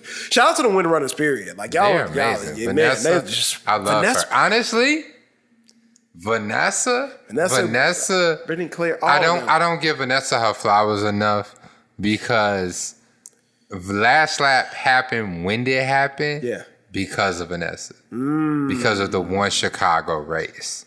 Okay. I don't know how, because I have no connection to Vanessa. I didn't know who Vanessa was prior to that. Yeah. But somehow, and I know I'll be running my mouth, but somehow it got back to her about the store, and they was doing it in Washington Park. For sure. And she was like, I want Last Lap to be like a sponsor, a part of the race or whatever. So I sponsored the hydration table. I gave a little speech there, and I gave out gift cards. But I don't know if y'all remember. Yeah. The 100%. gift cards. Remember? The gift cards was to a store that did not exist. See, that part I didn't know. The website was not available. The more you know. There was no products, nothing. Those people, I don't even know if they've used those gift cards at this point because the gift cards, the website wasn't even live for another 2 weeks. She was just like, and I told her all of this. I was like, this is when the store is going to open. My shipments from China had not arrived. It's like, this is when it's going to happen. She was like, oh, that's fine. That's okay. We just let them know at the race. And I was like, okay. That's love. Shout out to This Vanessa. is before this is a month before I even had a conversation about a store. All of a sudden, last lap was just me and my computer and the women in China. That's all. The women that's in it. China. And Aaron. That's all I remember knowing who knew about last lap. To a bunch of people knowing and having nothing to show for it. Well, shout out to Vanessa. Yeah. That's crazy. The Windrunners. I love y'all. Nah, Y'all Windrunners, like, they love always got y'all. You know, and shout out to Kels for, you know, helping out with that. All of that. I All of that. appreciate Yeah, it. appreciate I that. appreciate it Coach Robin, all of 2000%. that. Yeah, like, y'all are beautiful. You guys are beautiful people. Amazing runners. Do you have any? Yeah, I mean, I guess like, I mean, what else do you want to share with the community? I feel like if anything, you are running the When's your Chicago. birthday? His birthday just happened, you know. And speaking of, so look, actually, his birthday just happened. And speaking of recovery, I hate telling people what I got people for their Tell them. but I got him a gift Bring that card. mic right on back around. Bruh. I got him a gift card to IU Spa, which actually we could talk about real quick because the reason why I got him this gift card was because y'all know honestly, I wish they had a membership program because I would be just racking up the points at this point. Because like I go there all the time. Like y'all should be kicking back something. Give me $5, like anything, like $5. like anything. Court requested $5. Like, bruh, just give me something. So I love them because, okay, look, I think so 2 sessions ago, I went there and got a full body scrub with a neem oil wrap mask. So think of a mask on your face, but your whole entire body. When I tell you your whole entire body, she took a dry brush and brushed every inch of my body. Just let that soak in. Front and back side. Are we thinking the same thing? Just let that soak in. Dry brush. Just scrub, all her toes to everything. Okay. Then this woman she had a mat and she put a mask, like, you know, the same type of brush you put on your face, just slightly bigger, my entire body. That's crazy. top to bottom. That's crazy. Except my face. That's Okay. crazy. Then the whole time I was like, this is supposed to be a wrap. I don't understand. They already had the wrapping materials on the table. This hoe just. I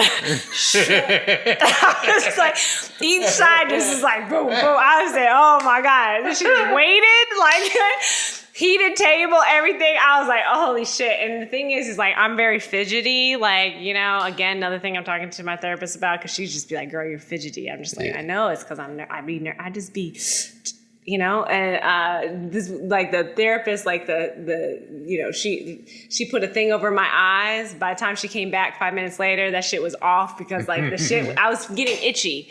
Dry brushing can make you itchy. Okay. But ultimately, it's about taking that layer of skin off you, so you're smooth I've never been so smooth. It also allows any like products you put on your body to soak in better. My point is like, right, you know what I mean? I was like, baby, feel these bows. Feel these elbows. You know, so yeah, very smooth. But I'm just saying, I really enjoy IU Spa because they have so many different, like, they do everything from like Reiki to energy healing. They do the whole body wrap. They do massages. So a couple weeks, last Monday, not this Monday, but the following, like Monday after or before, I got like a 90-minute massage. And I was just like, came out of there and I got the sauna, which I suggest you get. And I was like, because I've been thinking about you, Mike, because it was your birthday. And I was like, what should I get my friend? And I was like, you know what? As much as you talk about recovery, It could be better. it could be better. So look, my point here is that I just wanted to at least provide an opportunity, a little gift card, a little incentive for you to, you know, book your appointment, which every time I talk to you, I'm going to ask you when you do it. Because I feel like if I don't say something, you're not going to do it. That's it. So get a 90-minute massage and get the sauna beforehand. It's a private sauna room. So it's not like you're sharing a sauna with someone else. You literally get So I'm gonna be in there butt 45 butt ass naked. They give you a robe. There's 2 shower rooms that you can pick whichever one you want to use. It's up to you. Okay. And then you can sit in the sauna room and you can be in there for like 30, 45 minutes. Okay. Get your body nice and warm, ready for the massage. And you got 90 minutes of just pure luxury. And you come out of that feeling good. I appreciate that. And honestly, to say the truth, like, I could probably be better with recovery. As much as I preach it to other people, I could probably be better with it because I push myself. And no, I'm gonna do it. Like, seriously, I appreciate it. Can I say something? Yeah, you go ahead. As a man, Yeah, as a proud heterosexual, 100%, bro. I'm with you. comfortable man, Facts. ain't shit like a professional massage. Facts. When she hit that upper thigh butt area and it's professional hands. Yeah. I typically get one It's crazy. before the marathon. I usually Really? yeah. Because everybody say you don't supposed to do not that. Supposed to. You're not supposed to. But what you do is that if you get it you definitely get it after your longest run. So, well, it kind of depends on what your training regimen is, but I would suggest doing it at least a month out. Yeah, because you got to give your body some time to recover from that joint. 100%. Because a lot of people don't realize that when you get those like massages, even if you go to like a massage therapist that does sports particular massage therapy and stuff like that, you need your muscles time to go ahead and recover. Yeah, because deep tissue massages tear the muscle. Like 100%. it needs to recover. It needs and to heal. recover. So I would typically go about a month out, you know, maybe even 5 weeks out or whatever. So I agree with you. It is beautiful. My point is go now. Call them this week because you probably won't be able to get in for like a week or a week and a half. Yes, it'd be like that. So my point is call now, but then it's like experience it and then go again. Quick question. When you say, for me, when you say every inch. Nah. This woman, I told her I was, so every there's a lot massage therapist. When I tell you, when I went 2 Mondays ago, I had my therapy session, and then I went from that therapy session to my massage therapy session. I was I also came to the realization that I need to start taking Mondays off, industry weekends, because I technically don't get. So I'm like, I need to actually, because I had it on a Monday. I was like, because I deserve Mondays off. Yeah, I take Mondays off. That's what so for all y'all listening who email me, I'm gonna have a response on Mondays now that says I'm away from my desk. Away. So, but this is part of it. It's like when I told her I was a runner, and she massaged my entire hip and butt area. She got the glutes. She got all of the glutes. And I was like surprised.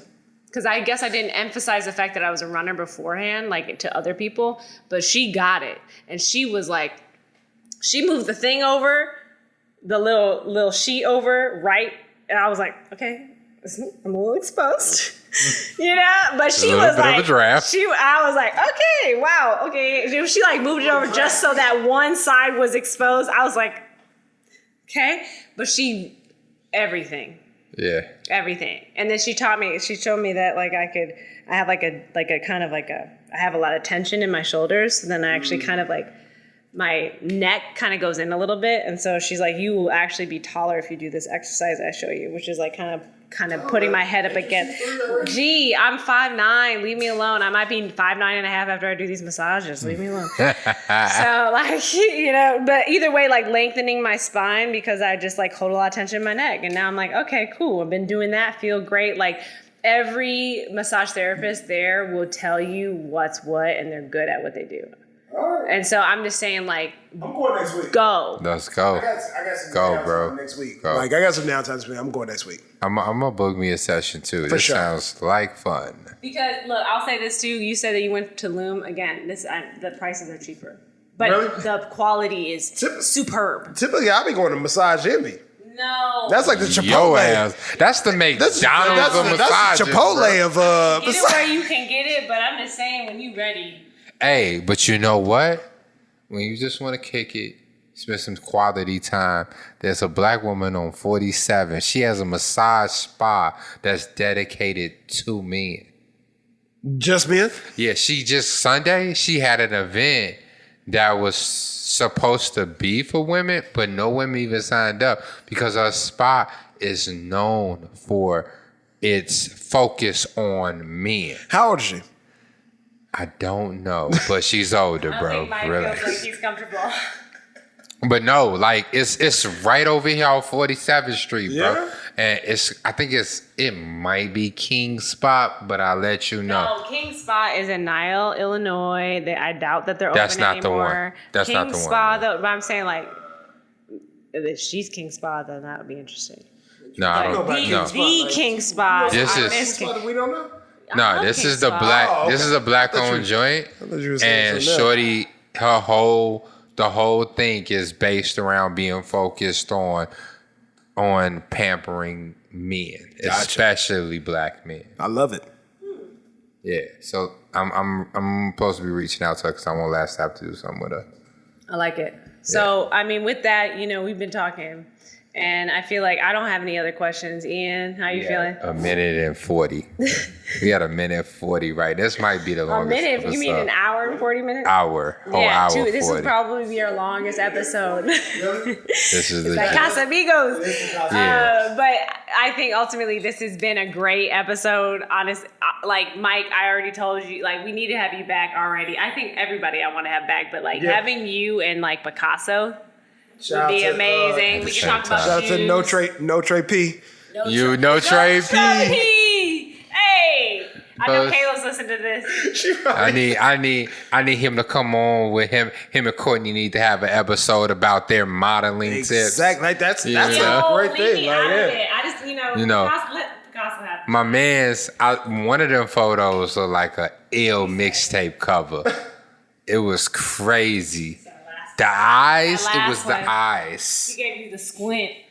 Legit. I know he's face palming. Like, he's face palming right now. You know what I mean? He's face palming right now. So sorry, No Trey P. No Trey P. Just change the IG handle. Just change it. You're not Picasso. You know what I'm saying? Just No Trey P. It's cool. Till further notice. Until you get another brand deal. You know what I'm saying? I'm changing your contact in my phone. For sure. He was already neighborhood P. I call him neighborhood P. You ain't neighborhood. You ain't neighborhood now. Yeah, not anymore. You international now. Yeah. No trade shipped to all 50 states and Canada and Mexico as well. That shit global. And so with that wraps up our episode of. No, you gotta give flowers to somebody. Mike gave flowers to us. We gotta give flowers to somebody. Y'all flowers. Love y'all. Y'all flowers. That's my bouquet to y'all. All right. I'm gonna give my flowers to Coach K. Coach K. That's a good one. See, if she listens to this, I would just want y'all to know the face that Ian just made. No, respectfully, Coach K. Respectfully to her children and her husband. Respectfully, Coach K. I'm gonna throw a flower to Coach K too. Shout out to Coach K. She deserves a bouquet. Yeah. A bouquet, you know what I mean? K. A whole Coach like, situation. I embarrassed myself the first time I spoke to her. I did. He told everybody about that. We I talked did. about it. No, that wasn't the first time. That was the first time I saw her. I did not speak to her. No. But when we spoke, I was so nervous. I made such an inappropriate joke about my children. And she gracefully changed the subject. I appreciated it. But she's like, Coach K stresses me out. But I appreciate her, and I hope that the email that I send finds her well, because I want her to come, and I want to hire her through Last Lap to come on the South Side and do some exercises. Definitely. Respectfully. But go ahead. Yeah, so I guess my flowers go to Coach K because I just, she's consistent. She understands what consistency means, just like all of us. I think that's why that's like our common ground without saying it really. Like, I feel like I'm just realizing that now, like the consistency is really what brings us together. It's a type of character, and she's got it. I mean, she's had it. If anything, it's just like we identify, we see it. So yeah, I just appreciate her. I appreciate just like who she is, as like what she shares as a mother, as a wife, as a coach. She's really breaking boundaries. She's inspiring me. I feel like most of the women that I see in fitness, like, all of the women that I've mentioned in fitness, to me, are low-key my mentors, and they don't know it. That's real. Like, I'm always learning. And that's just how I grew up, you know what I mean? And not to get too deep into myself, but like, my dad raised me. So that's how I've always been. I identify women that are within reach that I'm like, oh, I want to be like her. That's interesting. And so I literally Ooh, pay attention. We need another 40 minutes about this. That's real. So that's where they become my reference. So I really I see Coach K, Mama K, and and so I just appreciate her. And I would say too, the cohort appreciates her. Yes. The way that they give her so much respect, the way that I can tell that so many other runners really just appreciate her notes. They appreciate the interaction on Instagram. They appreciate just her workouts. You know what I mean? A lot of them are crossing town. Yeah. Yeah, no. Just for her workouts. No, that's a fact, because it just brings a different element to the whole running situation that we're going through, and it's so beneficial. I think people are starting to see the benefits of it, and they're like, it's one thing to say the person, right? Coach K, she brings the energy, she brings the knowledge and stuff like that, but then you're getting the benefits too. It's like, how can you not love this? You know what I mean?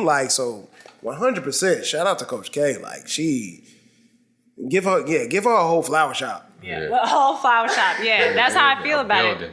So that's who I got. What you got? That beer came out really fast. I have two people to give flowers to. Number one, Rosalie. Shouts out to Rosalie. Yo. Have you met Rosalie? Yeah, sounds like a double entendre. Yeah. Oh, shit. Yeah, it is. Look at you. Jay-Z bars. Yeah. But Rosalie, she is one of the runners and now one of the race directors for 7 on Sundays. She is amazing. She has lit up our race committee WhatsApp chat with so many beautiful ideas. She's also coaching me through my LA marathon. Okay. She created my my plan, my training plan for the next 15 weeks. Sure. And it is challenging. It's pushing me. This is the first time I'm going to do 2 20-plus miler runs on the training. You got it. And 10 weeks from now, there is a workout for me that mirrored yesterday's workout, right? Okay. And so I was like, hey, I'm going to use this as a benchmark, because she was like, if you can keep a 800-meter run at a 4-minute pace for this amount of time, it's like 8 repeats, you should be able to do a 4-hour marathon. So I was like, let me see what I can do today at this track practice. It's the exact same workout, just without the mile easy run at the end. I did a 3:45 yesterday. Hey. You feel me? It was amazing.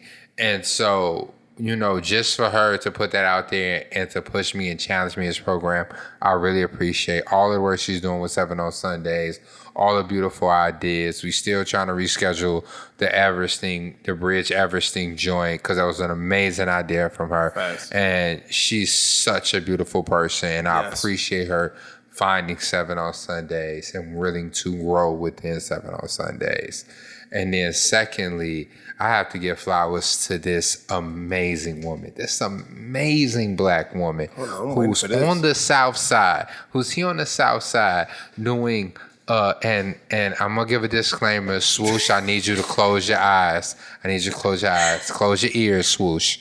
But this amazing black woman on the South Side who went through so much these last, 90 days, maybe even longer than that, dealing with bullshit, toxic ass niggas to do shit for the community, bullshit, fake ass people, like talking shit on the side. Like, she has dealt with so much for our community on the South Side. Carla Huffman, you deserve countries of flowers. And I appreciate you, because you are a beautiful person. You're a beautiful woman. You're a beautiful spirit. And I'm grateful for this simple ass idea that should have been easy. It should have been simple. It should have been a no-brainer. But so many people have tried, not so many people, but enough. The wrong people had made it difficult, had challenged her in a way nobody should have. The way some if I say too much, if I say too much, people are gonna know too much. Okay, but like Carla Huffman deserves a lot. Her and Kofi opened up the Lululemon gym. Yeah, at Boxville. Carla the yogi. Yes. Opened up the Lululemon box. Okay. At Boxville, and what they dealt with to make this happen. Yeah. And I don't even give a fuck if some of the shit that I heard is exaggerated, because even the foundation shouldn't have been there. Wow. And they offer free classes to anybody who comes, but it's really for the South Side. They offer free classes from now until October. Find the Eventbrite. Put on the notifications, come out and work out, because they have a full-fledged gym. They have beautiful instructors there on Saturdays and Sundays, and sometimes during the week, where you can get your strength training, you can get your class workout. Between now and October, you can have a completely different body. Get your shit together and sign up. But Carla Huffman deserves everything. And I'm going on record right now to say that the people who are challenging her, the people who I don't even know if they listen to this, but the people who are challenging her are full of fucking shit, and they need to sit the fuck down, give her space, give her room to do what it is she's doing, because she putting this corporation's money to work for our community. She's doing everything that I'm trying to do right now for our community within the system. I'm outside of it. I don't work for these corporations. She works for these corporations, and she got them to come to 51st Street, under the Green Line, right where my store is. where people are doing nefarious shit at. Facts. This corporation came and put money in this community's hands, tens of $1,000s in this community's hands. And I'm sorry if I'm saying too much, but she deserves everything that she's doing. She should not have had to deal with anything that she has dealt with in these few months. So she deserves it. That's what I'll just to add to that, I met Carly at a Sweat Life panel, and she's great. I mean, she's a yoga instructor. I'm pretty sure she's like, I don't know if ambassador is the right word, but like just to give context, like she's one of the people that is like sponsored by Lululemon, and I remember speaking to her about how like she got in. There goes the mic. there goes the beer. Mic down. Yeah, well, either way, like when I talked to her last summer at the Sweat Life event, she was just talking about the fact that like when she had her partnership with Lululemon, like she immediately was like, okay, I'm just going to continue to like present ideas to these people. You know, and then, you know, even with her posting about the opening of the Lululemon box at Boxville, she was just saying, like, I'm never going to do something without the community behind me. So she's very well-intentioned. She's like, I don't know if I'm assuming she's from Chicago, or if not, whatever, it doesn't matter. Like, she's here for us. Right. And so, but yeah, like she's out here. She really is putting in work, and like the little time that I was able to like have a conversation with her, be on a panel with her, like I see what you're saying. She's very passionate, and it's like she's also not going to take no for an answer. No. You know, she's going to do what she needs to do, and what she's doing out at Boxville is amazing. What I will say though is shout out to Matthew for designing the box. Yeah, shouts out. He designed the box. Yeah, Boxville is one of our clients, What? long-term clients. They've been that way for like over a year now. Yeah. So like we do a lot of different stuff for them. Like a lot of the small businesses that come through Boxville, like we end up doing a lot of their branding. Yeah. Never knew that. Yeah. So Matthew, it was funny because like he showed me what they initially were trying to do, and it was just like no. And so it was about like really making it more like, does this actually fit? You know, not to completely change gears, but my point is it's real. we are all a part of this. Yes, we're all a part of this, and we all care, and we all care about one, how it looks, what's being presented, who is providing opportunity to. So all of that I think it's just like we are the people putting in this work because we care, and we've gotten to where we are. Carly included, because we do this. Yeah, no, Carla deserves it all, and if you ever hear this, because I don't even think she listens to our podcast. I don't even think she listens to podcasts at all. But anybody hearing this, if you run into her with her glasses and her red locks, know that you're running into a very beautiful person, and continue to do what you're doing, because you know she's not an ambassador anymore. She works for Lululemon. Yeah, I didn't know that. I think when I talked to her like literally a year ago. Yeah. So, no, she's in it. Yeah. You know, good for her. She 7 on Sundays was working with her prior to the new things that's happening, and I'm so happy that she came in before Nike did, because I got an opportunity to meet her, because I wouldn't have had that opportunity prior to Nike. And I will support her in any kind of way, and whatever she's doing, whether it has to be through my store, not outside of 7 on Sundays, because she deserves it. Yeah. She deserves it. And I appreciate her for her resilience. So maybe it's about giving flowers and a read. You feel me? I wish I could name names. I wish I could. Ooh. It's okay. We about to wrap up this podcast anyways. Either way, you know, we can get into it. I just honestly just want to say thank y'all for getting this far in the podcast always. Like Ian said, we about to hit double digits in a couple episodes. We have more guests to bring your way. You know, we getting funky with it. We're getting into our groove. You know, you may or may not see a little, you know, YouTube little situation pop up, but no expectations. Yeah. Just relax, and enjoy the ride, and keep on listening. And we'll see you next time. Peace, y'all. This is going to be an expensive episode.